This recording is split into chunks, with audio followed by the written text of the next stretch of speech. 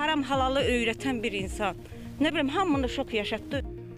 Xaçmazın Xaspolodoba kəndində dəhşətli qətl hadisəsi baş verib. Kənd sakini Molla kimi tanınan 48 yaşlı Asəf Məmmədovun həyat yoldaşı 45 yaşlı Yaqut Məmmədovanı boğaraq qətlə yetirdiyi bildirilir.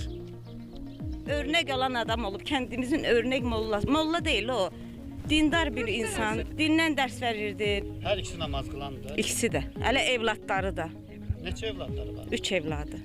Böyükdür evladları. Birin köçürüb, ikisi də hələ böyük uşaqlardır. Biz də eşitdik ki, Asəf müəllim o yoldaşını boğub öldürüb.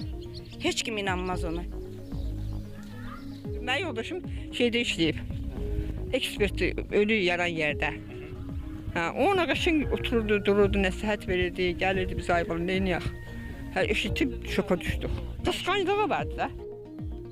Məlumata görə Asəf Məmmədov hadisəni törədəndən sonra polis idarəsinə gələrək təslim olub. Faktla bağlı Xaçmaz rayon prokurorluğunda araşdırma aparılır.